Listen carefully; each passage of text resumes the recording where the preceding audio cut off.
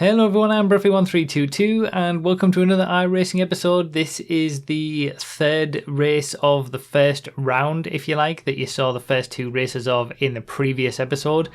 And I'm going to be talking pretty much all the way through this one because, man, this was an intense race. It was absolutely crazy all the way through and I pretty much didn't speak at all, as it was happening. So it gives me time to talk, do a sort of commentary afterwards.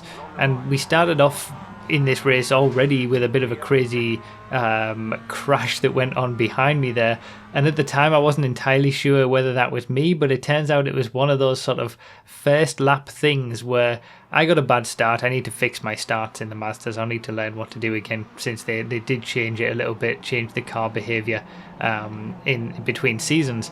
But yeah, I was taking my line and that would have been fine if there wasn't another car on the outside. Essentially it was just one tiny little hit which would have been fine, but because we were three wide in that corner, which I couldn't have possibly known, crashes happened behind. So I was lucky to get away with that one really, but essentially what it left us with was a group of four at the front and then everybody else behind, and I was just at the back of that group of four.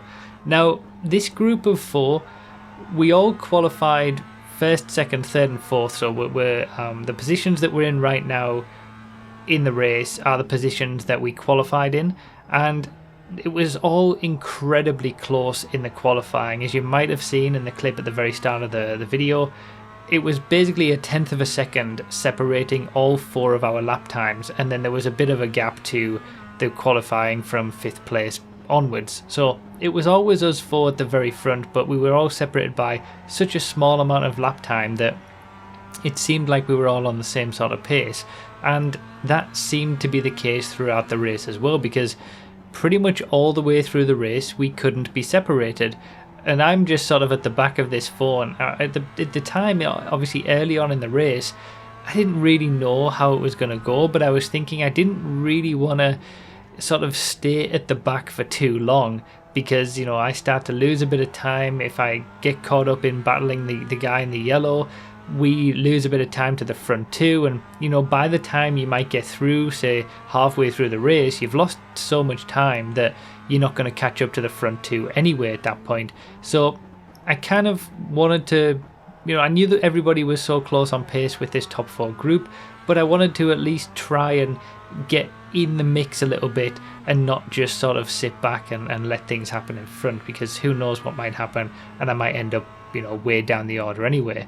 The front, essentially in the first few laps, the front two are having a good battle between each other, and then me and the guy in yellow are having a good battle between each other, but all four of us are pretty much neck and neck, and we're significantly far ahead of everybody else behind because of all the crashes that happened. So I didn't have to worry about that, I suppose.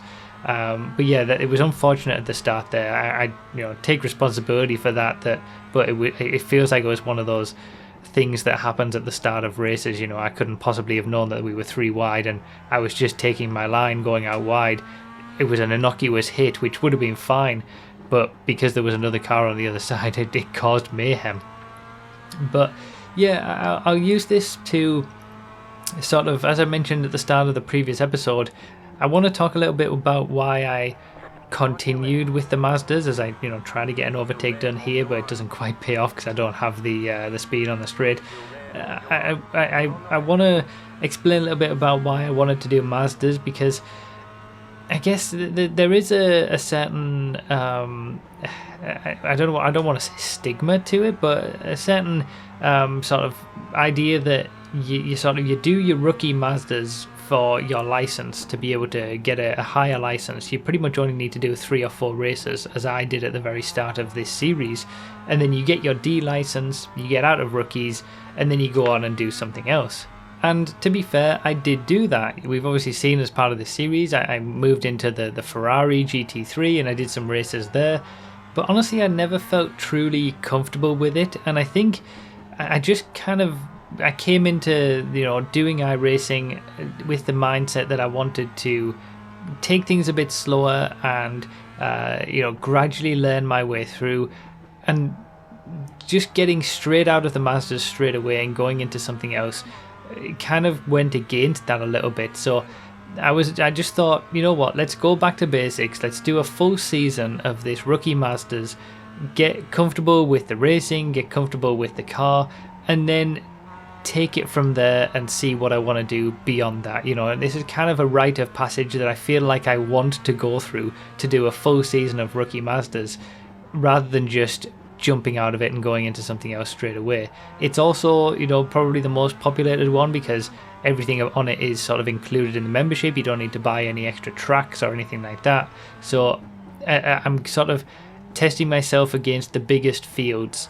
But then the negative side of that, and the problems that come with that, are the things that we saw in the previous episode and the things that we've seen on pretty much most of the races I've done outside of the races on Oulton Park. It's you're racing against people who they might be more prone to making a mistake than in further up series. Having said that, that it happens everywhere you go, and I have it on good authority that you're going to get that sort of thing going on all the time. But the first 2 races of this season, I've had very bad results, and none of it was my fault, which in a way is good that it wasn't my fault. As I get a run on the yellow car here, got a nice, hooked up the last corner a bit nice there, and I was able to get a run going up the inside. So that was me sort of wanting to pressure the guy to get up into 3rd place so that I didn't lose touch with the top 2. They've already got a little bit of a gap on us, but I didn't want that to grow any bigger, and I was able to get the move done up the inside here. So yeah, got up into 3rd, and so far so good. It was going well, and the top 2 are still battling, so it was all to play for at this point.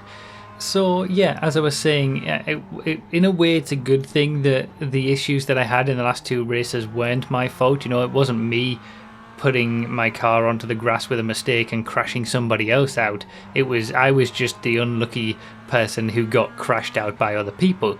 So in that way, when you look at sort of my performances, I was driving pretty well, and really it's better to be sort of having a bad race and feeling like you should have gotten a better result, because at least then you're performing well rather than getting results that you feel like you shouldn't be getting. But obviously it is difficult when you go through those positions and you feel like you should be doing better than what you're getting. I felt like I was driving well and I could have had some good results in those first 2 races, but I didn't get them, and it's difficult to take in that respect sometimes. So certainly between the second race and this race, obviously the last 2 episodes, this previous episode and this episode, all 3 races happened on the same night on the same stream. And between that second race and this race, there was a lot of me thinking, is this the right series? Should I just forget about it? Should I forget about Rookie Masters and try to do something different instead? Because my experience so far had been pretty awful. And that sort of, that mindset stuck with me for a while, I would say. This race so far has helped that, but who knows what's going to happen later on. But I think even with all the problems, again, like I said, it's kind of a rite of passage on iRacing that I want to put myself through. Yes, there's going to be issues. Yes, there's going to be people who make mistakes, and I might get the raw end of the deal on that. But it's something that I want to go through. I want to put myself through these cars and learn how to do a lot of things, because I feel like there's a lot to be learned in this rookie series, and then only then will I feel comfortable to sort of move on to, maybe I'll go back to the Ferraris for the next season or something like that, or I'll at least choose what I want to do from there.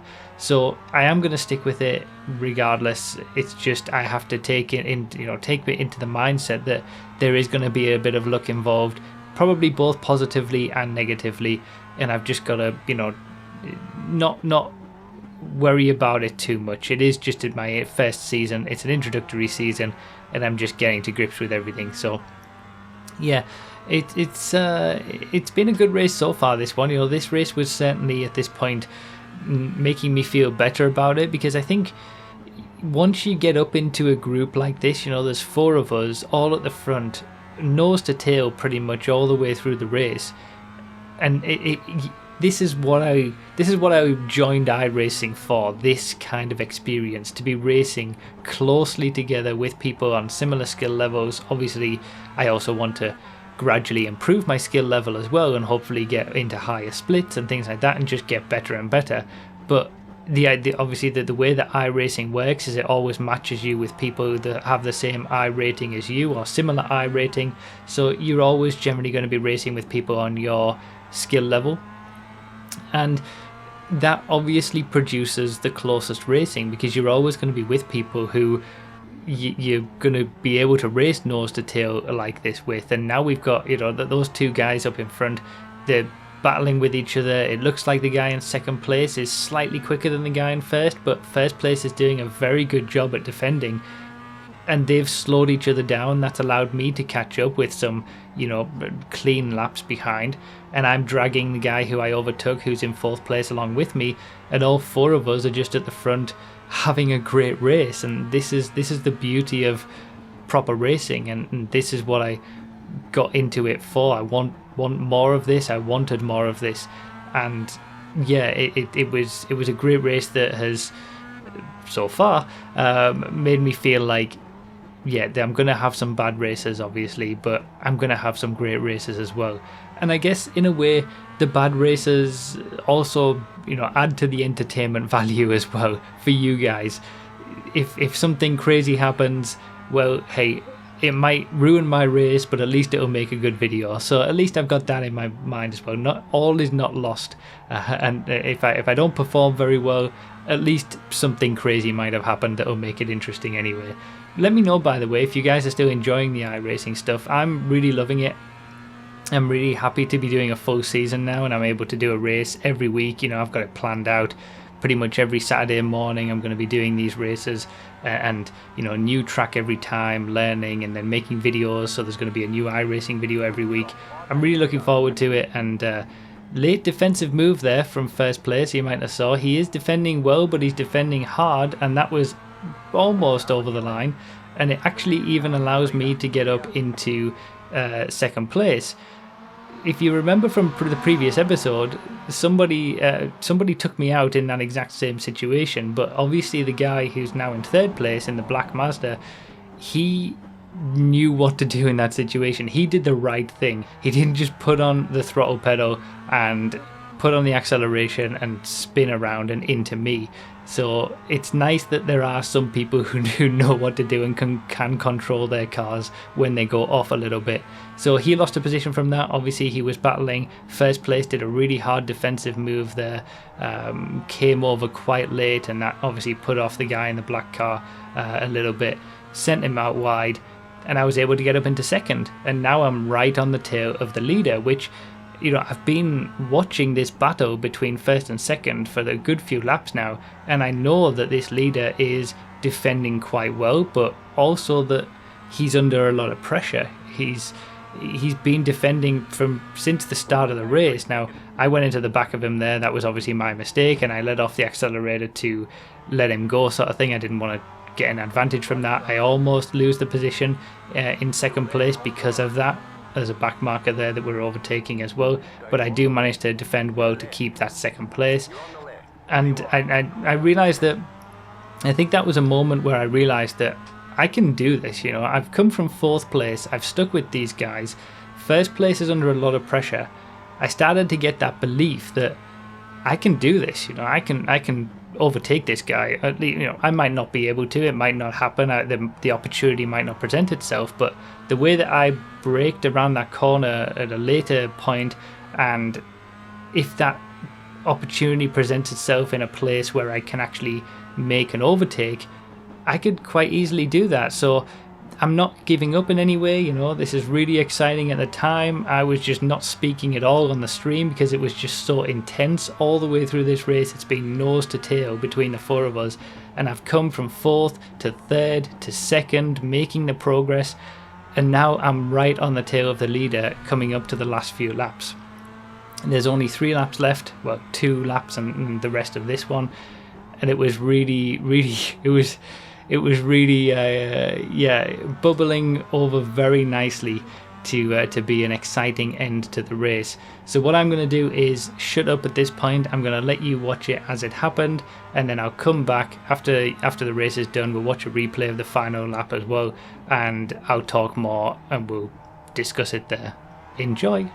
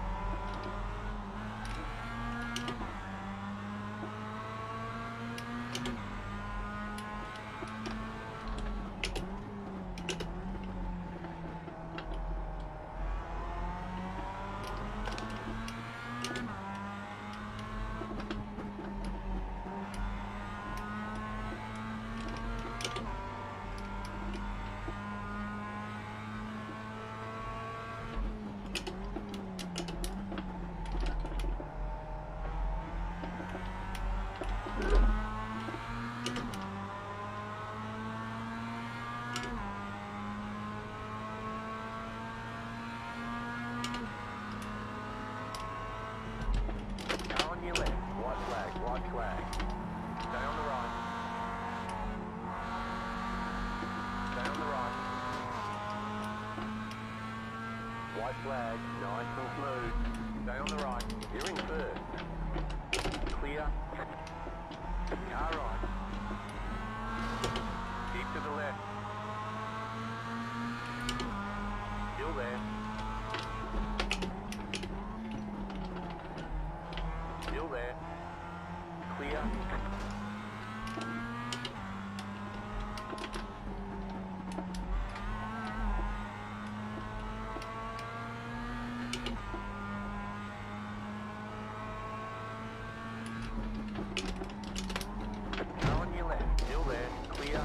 What an absolute dickhead. Couldn't take it. Couldn't take that. I absolutely... Oh my god. Wow. Alright, I'm not doing Rookie Masters. Forget it. Forget it. That was an incredible race. I was so happy with how that race went.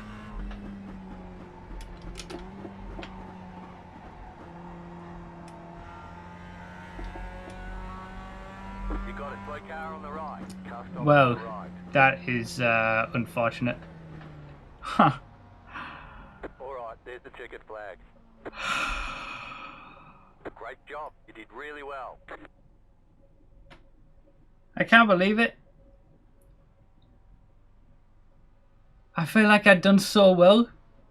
I was in prime position. I'd made the overtakes from 4th to 1st. I was in the lead.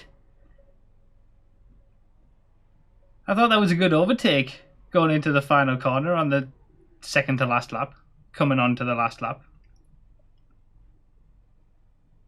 Then he couldn't take it. I can't believe it. I absolutely can't believe it. So, well, I thought that was it. I thought this was the move that got me the win. So clean, just side by side all the way through. Yeah, a little bit of rubbing, but I thought that was totally fine for an overtake. And I thought this was going to be my greatest race on probably ever, any racing game ever, I think. From 4th all the way up to 3rd, then 2nd, then 1st. Had to defend it, obviously. It wasn't just done after that, the last corner. I had to keep the position. But in the end, once again, it wasn't me that ruined it. So from a personal perspective, it still has to be one of my best performances, I guess. And the same could be said of all the races that I've done in this first round. None of my issues have been self-inflicted, and I'm still undecided on this one. I'm still undecided on whether it was intentional or not. It was the first time that he'd ever been behind someone into that corner, so he might have just got caught out, but I also feel that it could have easily been avoided by him. So We did brake at similar times as well, and then it kind of felt like he just came off the brakes to run into me after being, overtaken.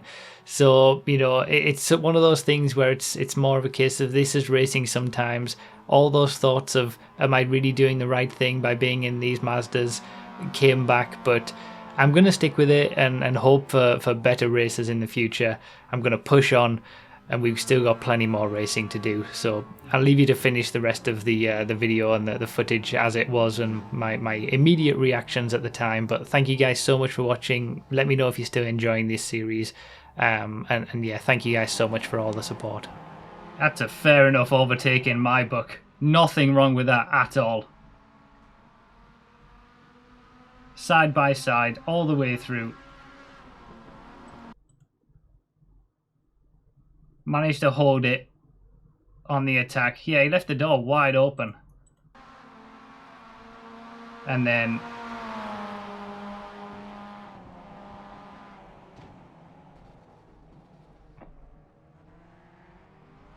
it's like he just rolled off the brakes to purposefully hit me. I mean, I made up iRating, I suppose, lost safety rating.